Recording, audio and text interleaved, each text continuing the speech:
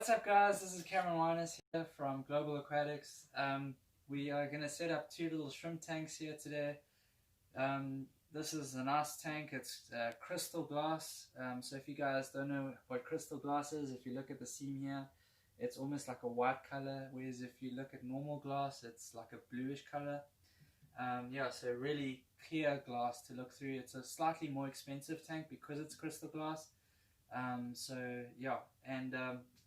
Anyway, just want to show you what we've got here. So crystal glass tank, we've got these little underwater Keaton lights, T4 lights, and they work perfect. They're submersible. We're not going to make them submersible today. We're going to make them on top of the tank. Easy way is just using a bit of silicone and doing dabs of silicone on each side and letting them sit on the tank. But they do come with suckers to go inside the tank. Remember, when you set up lighting for the tank, always try and make the lighting for the front of the tank shining back towards the back of the tank, so that your fish are always lit up in the tank. Okay, this we're going to do them in the center of the tank because I want the light directly above the plants. We're going to put plants in this tank.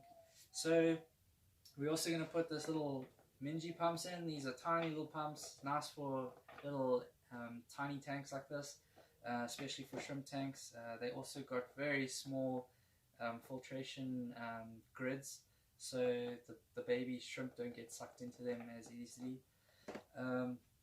We also got the food already for the shrimp we're gonna have.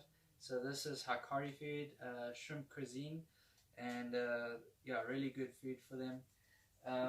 Also got the soil, so the aquarium soil for them, for the tanks. So I'll show you guys how this is going to go in.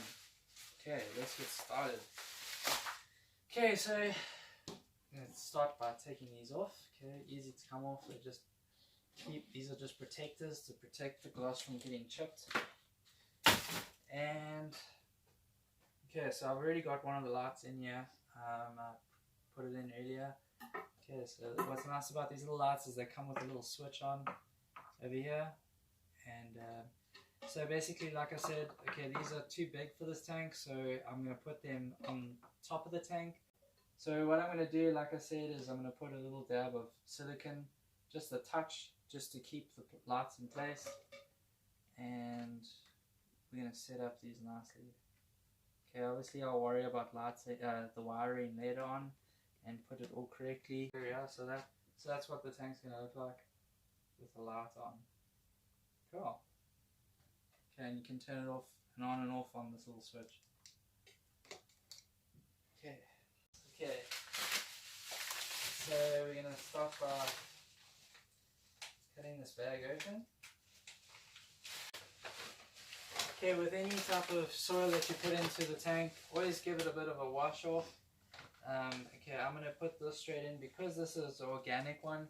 I don't want to lose the nutrition from this, and then I'll run the filters and then drain the tank afterwards, just to get rid of the light stuff. But I don't want to rinse this off because these are organic soils. You don't want to take all the nutrients out of them by washing them under a tap.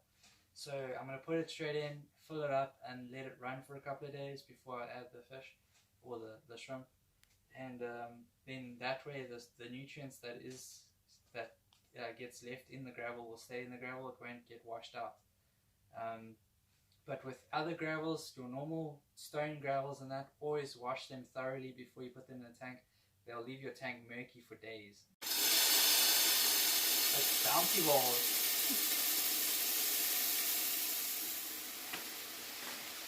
Okay, you can see the dust coming off. So there is going to be dust, and it's going to make the tank murky. But like I say, you don't want to wash them too much because it's going to take away the organic nutrients.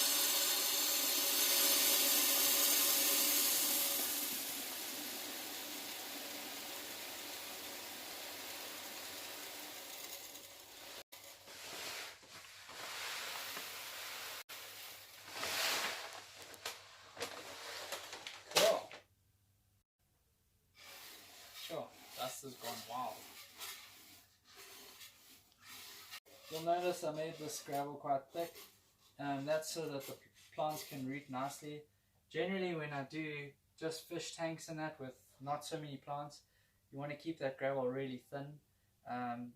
You can do it thicker, but it's not advisable because it gets dirty a lot quicker and can give you problems.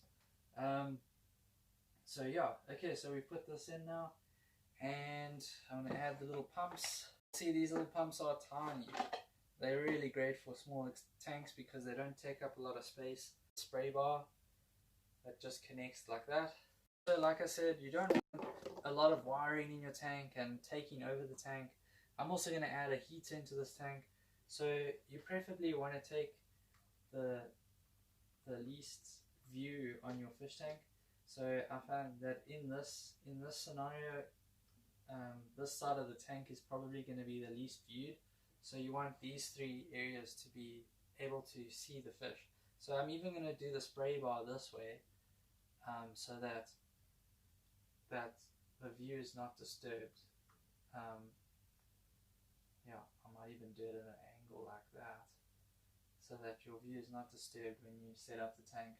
So you've got lots of view here, and by the time this tank is all fully grown with plants and that, it will hopefully cover up the heater and the pump that are going to sit on this side of the tank. I was going to put this light on, and I'm doing DIY here because this light unfortunately doesn't fit, and I've already bought them for this tank. And like I said, we do have these in stock, and they work really well as submersible lights, as well as you can do this idea that I'm doing, but we have other lights in the store that give you the option of hanging them on the side of the tank. This might explode on me. Okay, so I'm just going to take that off before it explodes. Okay, and then just going to do a dab on here. So, okay, I'm just putting a dab on here, this side. What's nice about silicone is it's quite easy to clean up afterwards too, so if you make a little mistake, especially on glass, you can just use a little blade to take it off.